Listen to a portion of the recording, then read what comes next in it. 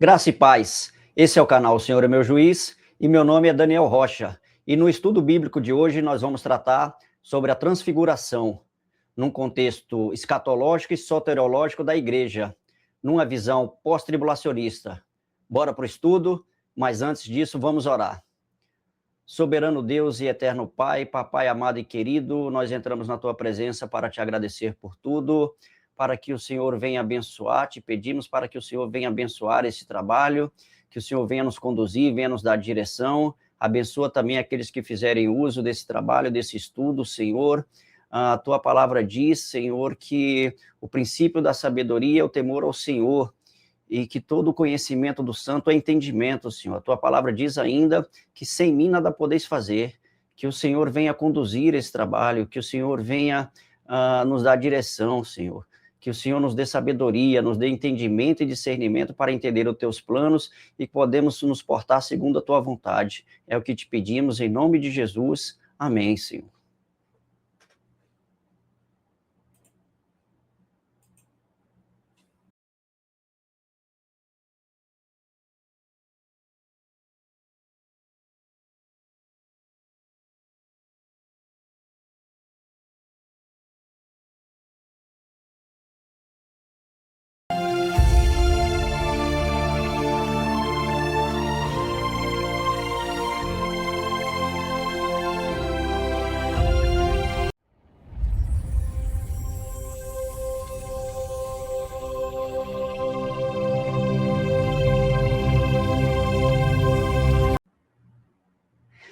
Bom, vamos dar continuidade ao presente estudo bíblico sobre a transfiguração, numa visão escatológica e soteriológica da igreja, numa visão pós-tribulacionista.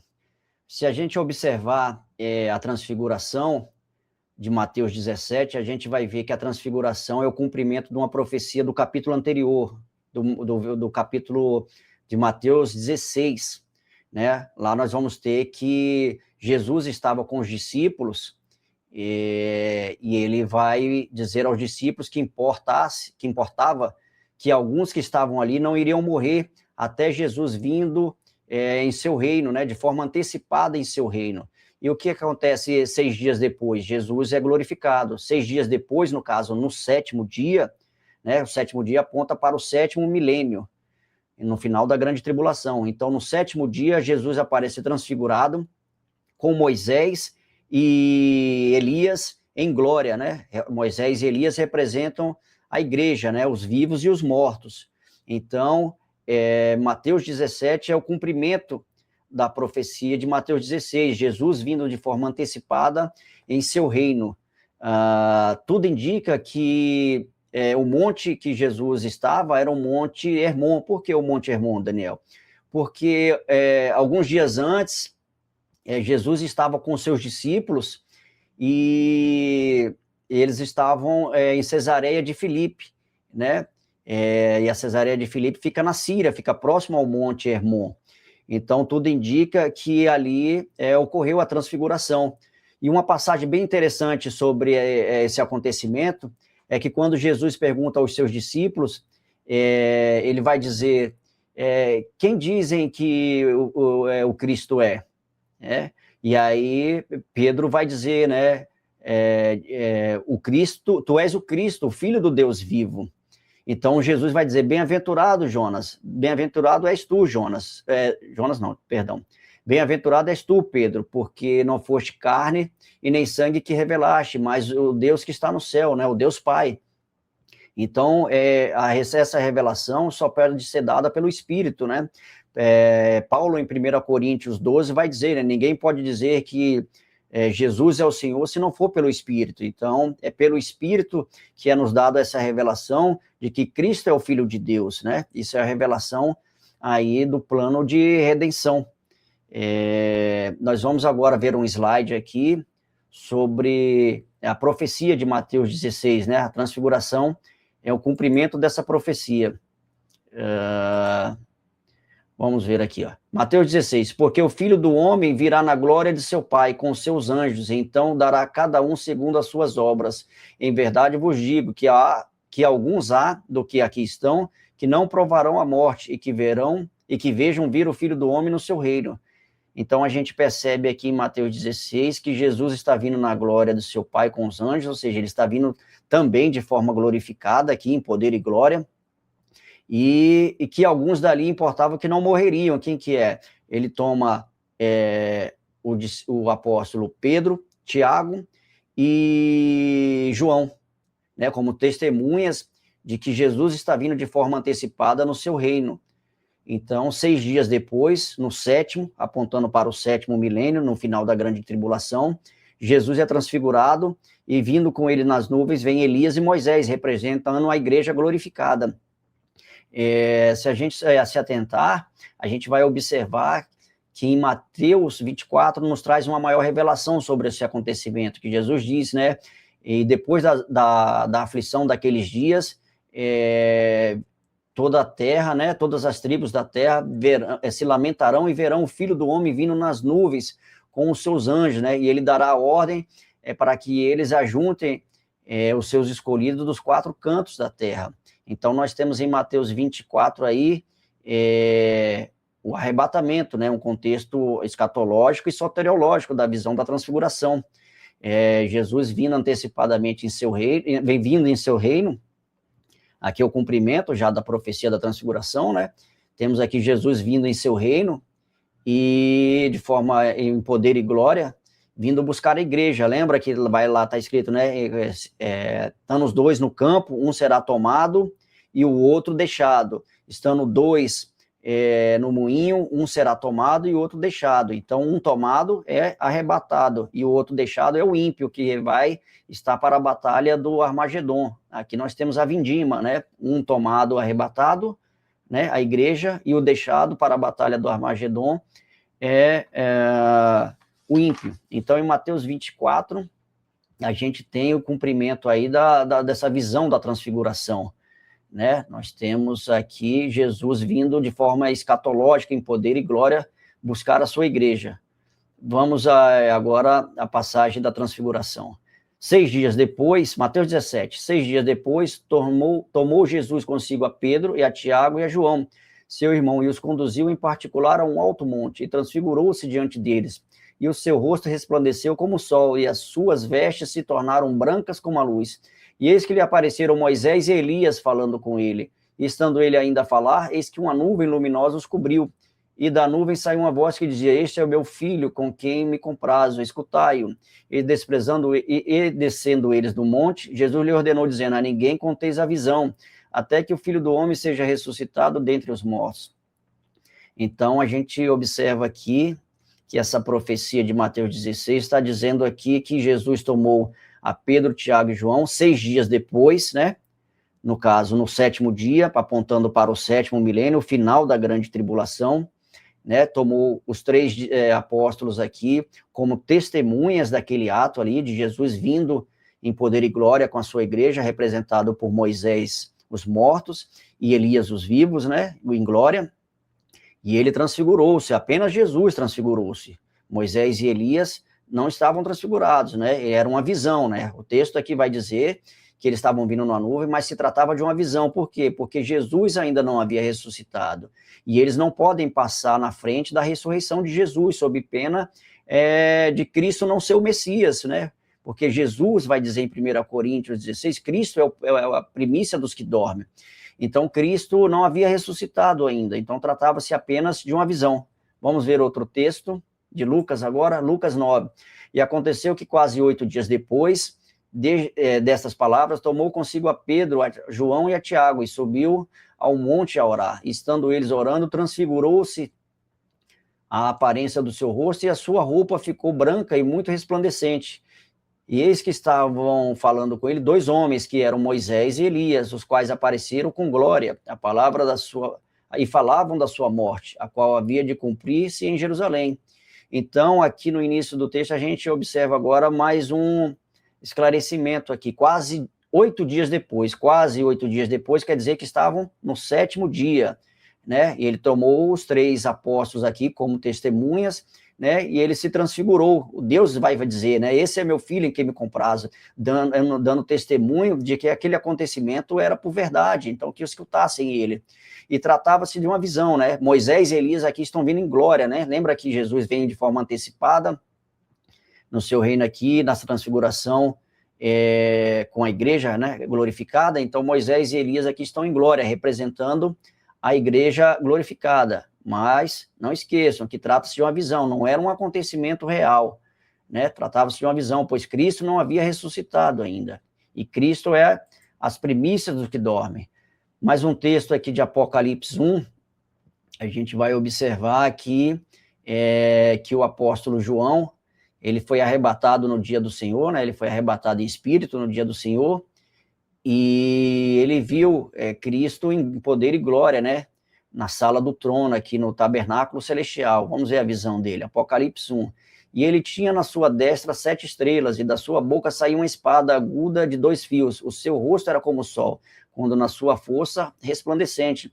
Então, na visão aqui de João, ele também vê o Cristo glorificado agora, né? Estamos aqui numa visão do Apocalipse.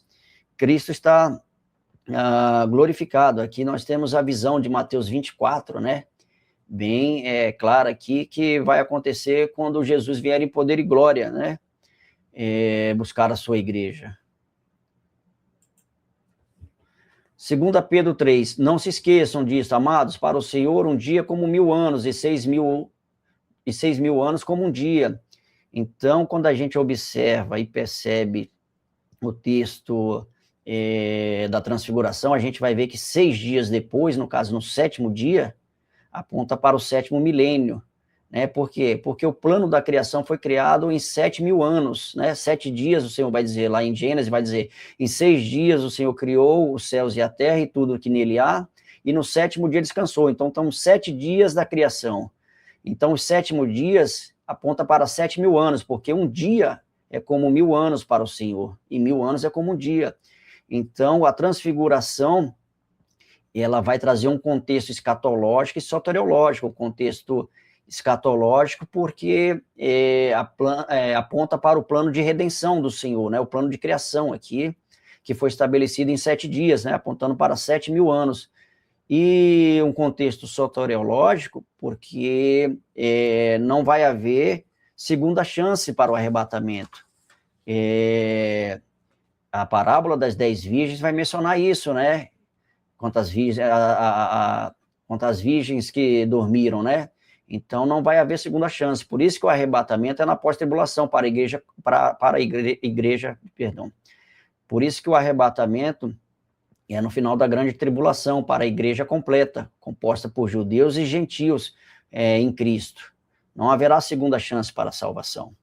Uma pergunta, mas o que representa esse acontecimento, Daniel, diante da escatologia e da soteriologia? Como foi dito a vocês aqui, é um acontecimento que se dará de forma escatológica, futuramente no final da grande tribulação, onde Cristo virá buscar a sua igreja completa, composta por judeus e gentios em Cristo, e ele vai ressuscitar a igreja, né? E vai arrebatar a sua igreja. Então, é um acontecimento, a visão da transfiguração é uma visão, um contexto escatológico e soteriológico de Cristo vindo de forma antecipada com a sua igreja, né? Moisés representando os mortos e Elias os vivos, pois o arrebatamento é de mortos e vivos, né? 1 Tessalonicenses 4, né? E nós, os vivos, e nós que ficarmos vivos, jamais precederemos os que dormem, e juntamente seremos arrebatados com eles, e encontraremos o Senhor nas nuvens, e com eles estaremos para sempre. Então, o arrebatamento é de vivos e mortos. Por isso, Moisés está ali representando os mortos, e Elias os vivos, né? Paulo também teve uma visão do Damasceno, né? Lá em Troade, né, na Macedônia, o Paulo vai, do Macedônio, né, o Paulo vai ter essa visão, desculpa, não é Damasceno, é o Macedônio, Paulo vai ter essa visão do Macedônio, né, passando por ele, não se tratava de algo real também. Então, diante desse contexto, a gente percebe que a glorificação, que a transfiguração, ela aponta para o arrebatamento da igreja, né? Para um contexto soterológico e escatológico, né? Esse contexto, ele vai se cumprir na sétima trombeta. Na sétima trombeta se cumpre o mistério da ressurreição, o mistério da glorificação, no toque da última trombeta, como foi anunciado aos profetas, né? O apóstolo Paulo vai citar as profecias de Joel, né? Que no toque da última trombeta se cumprirá o mistério da ressurreição, né? No toque da última trombeta, o que esse corpo corruptível se revestirá do incorruptível, né? Então, nós seremos glorificados, e esse mistério, ele se cumpre para a igreja completa, né? Os mártires da grande tribulação, que morreram em Cristo, eles também são igreja, são dignos da boda do Cordeiro. Então, por isso que o arrebatamento é pós-tribulação, porque a igreja completa, ela vai subir, né? Ela vai ser arrebatada. Judeus e gentios convertidos em Cristo vão ser arrebatados juntamente para compor a igreja e para participarem da festa das bodas do Cordeiro.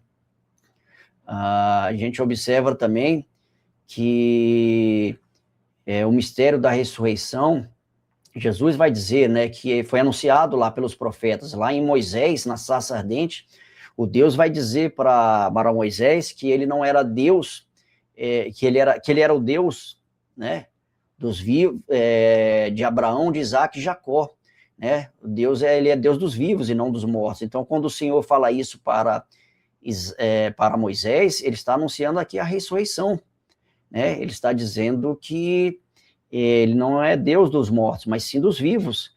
Então, a ressurreição já foi anunciada lá em Moisés sobre esse acontecimento escatológico, né? A gente vai observar também que que a transfiguração se tratava de uma visão, e que porque Moisés e Elias, eles morreram, né? Moisés, o próprio Senhor sepultou nas campinas de Moabe, e Elias a gente vai ver mais adiante como que se deu a morte de Elias, como que ele passou pela morte após o arrebatamento, né? Mas Daniel, primeiro, na epístola de Judas, muitos dizem que Moisés ali aparece ressuscitado, porque Satanás disputava o corpo de Moisés com Miguel, né? E então, ali muitos dizem que aconteceu a ressurreição de Moisés. Mas se a gente atentar para aquele texto, a gente vai observar que o próprio Deus deu ordem ao arcanjo Miguel para trazer o corpo de Moisés, né? A disputa ali foi só pelo corpo físico de Moisés, e não que ele ressuscitou. Tanto é que Miguel, né, diz a Satanás que o Senhor te repreenda, né? E ele traz então o corpo para o próprio Deus sepultá-lo, né? Porque Satanás queria utilizar esse corpo de Moisés para idolatria. A gente vai ver um acontecimento lá em Moisés, que foi levantada uma serpente de bronze, porque o povo estava sendo desobediente ali diante dos acontecimentos, estava sendo ingrato, né, pelo que Deus estava fazendo. Então, o Senhor levanta uma serpente de bronze e eles começam a ser picados por cobras. E aí, para eles serem curados, eles tinham que olhar para essa serpente de bronze, porque apontava para Cristo, né? Importa que Cristo seja levantado, né, no deserto, né? Fazendo uma alusão a esse acontecimento. Então, quando eles olhassem para a serpente, eles viam ser salvos ali e curados, né? Iam ser curados dos seus pecados, mas para que ele se lembrasse que a desobediência aconteceu através da serpente lá no Jardim do Éden. Então, o Senhor estava trazendo aqui uma mensagem aqui profética aqui da salvação, né? Então, o corpo, e essa serpente de bronze, ela mais na frente, ela vai ser usada como idolatria. O povo começou a idolatrar, começou a adorar essa serpente de bronze que foi levantada ali para eles serem curados. E aí o rei Ezequias manda destruir essa serpente. Então, da mesma forma que aconteceu com essa serpente de bronze que foi levantada e o povo se utilizou dela para fazer idolatria, né? Da mesma forma, o corpo de Moisés seria utilizado para idolatria, né? o sepulcro dele ali seria utilizado para a adoração do povo. Então, o próprio Deus, para evitar esse acontecimento, para que ele não houvesse separação entre o povo e Deus por causa do pecado da idolatria, então o Senhor vai sepultá-lo pessoalmente. Vamos a um slide aqui. Olha lá, Deuteronômio 34. Assim morreu ali Moisés, servo do Senhor, na terra de Moabe, conforme a palavra do Senhor, e o sepultou num vale na terra de Moabe, na frente de Bet-peor, e ninguém soube até hoje o lugar da sua sepultura. Então, o próprio Deus sepultou Moisés, dando conta aqui de que Moisés morreu. Agora vamos ver o caso de Elias, né? Elias também, Elias foi arrebatado vivo, né, num redemoinho, né, as carruagens de fogo pegaram ele, mas ele subiu num redemoinho, mas ele foi arrebatado ao primeiro céu, ao céu dos pássaros, e depois disso ele passou pela morte, né? Ele foi conduzido ao Hades. Daniel, como que eu sei isso, que Elias passou pela morte? Porque na Bíblia, muitos dizem que ele está vivo. Hebreus 11 vai nos dar conta que Elias passou pela morte após o arrebatamento. Se não, vejamos. Hebreus 11, todos estes morreram na fé, sem terem recebido as promessas, mas vendo-as de longe e crendo-as e abraçando-as, confessaram que eram estrangeiros e peregrinos na terra.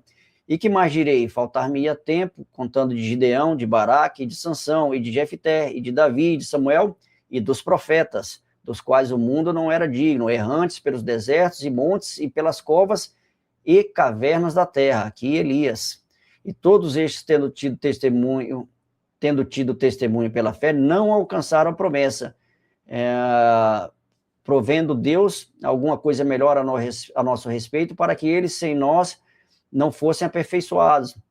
Então, em Hebreus 11, nós temos um texto aqui que trata da galeria dos heróis da fé, né? E o texto vai dizer que todos esses morreram na fé, que eles eram peregrinos e estrangeiros nessa terra, buscavam uma pátria celestial, mas todos eles, vendo as promessas de longe, não alcançaram as promessas. E que promessa que é essa, Daniel? A promessa da vinda do Messias, né?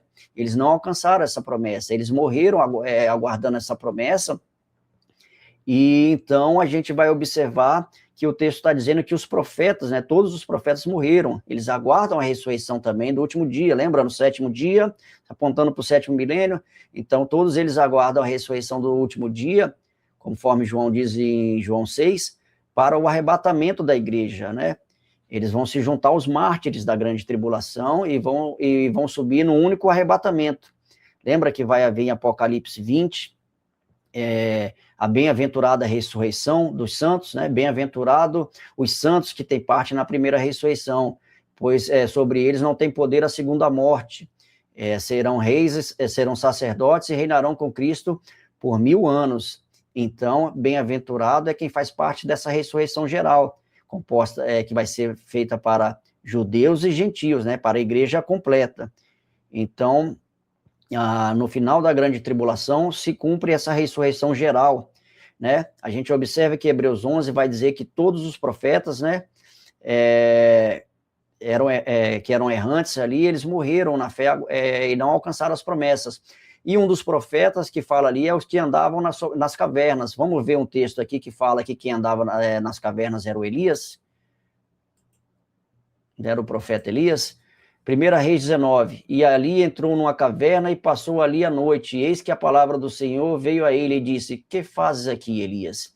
Então, nós estamos vendo um texto aqui que corrobora o pensamento de Hebreus 11, que o profeta que andava pelas cavernas era o Elias, né, e que passou pela morte, ele não obteve a promessa, né, a promessa de ver o Messias, ele não alcançou as promessas. Vamos ver outro texto aqui, outro slide, que vai tratar do porquê o profeta Elias nem Moisés podem ter ressuscitados ainda, né? João 3, ora, ninguém subiu ao céu senão o que desceu do céu, o Filho do homem que está no céu. 1 Coríntios 15, e agora digo isso, irmãos, que a carne e sangue não podem herdar o reino de Deus, nem a corrupção herdar a incorrupção. Então, a gente observa e percebe aqui que ninguém subiu ao céu, senão aquele que de lá desceu, ou seja, só subiu ao céu Só subiu o céu a Cristo, né, que de lá desceu, foi o único que desceu e subiu na glorificação, né, no cumprimento aqui da festa da expiação. Então, ninguém ainda subiu ao céu, né, porque carne e sangue não pode herdar o reino do céu. Esse corpo corrupto, ele tem que se revestir da incorruptibilidade, né, o que é mortal tem que se revestir da incorruptibilidade, ou seja, esse corpo tem que estar em glória, só se chega no céu através da glorificação, através do arrebatamento. Não tem outra forma de esse corpo nosso natural, em pecado, entrar no céu. O céu é puro, o céu é santo. Então, nós temos que ser glorificados, e isso acontece na vinda de Cristo, né, no final da grande tribulação. Nós percebemos, então, que a transfiguração... nós percebemos então que Moisés e Elias, eles morreram, né? Eles esperam a ressurreição do último dia, que eles esperam se juntar com os demais que vão morrer na grande tribulação para compor, né, o grupo aqui dos mortos, aqui, de todos os mortos, de todos os tempos, do Antigo e do Novo Testamento, que irão ressuscitar na primeira bem-aventurada ressurreição, no final da grande tribulação. Por isso que a transfiguração, ela é uma visão, trata-se de uma visão antecipada de Jesus vindo com a igreja em seu reino. Então, essa visão, ela traz um contexto escatológico e soteriológico. Contexto escatológico, porque ela vai acontecer futuramente, né? Quando Jesus vier em poder e glória buscar a sua igreja, no final da grande tribulação. E ela é um evento soteriológico, desculpa, porque não vai haver segunda chance. A parábola das 10 virgens diz que não vai haver segunda chance, né? Não vai haver segunda chance para a salvação. Então, a igreja completa, composta por judeus e gentios em Cristo, será arrebatada no final da grande tribulação. Todos esses dois povos, né, vão formar um povo. Lembra Efésios 2, né? E de ambos os povos fez um. Gálatas 3, né? Não há, porque em Cristo não há judeu nem grego, né? Todos sois um em Cristo. E se sois de Cristo, sois descendência de Abraão, somos herdeiros conforme a promessa. Então, em Cristo, nós formamos um único povo, né? Então, a igreja será arrebatada no final da grande tribulação de forma completa.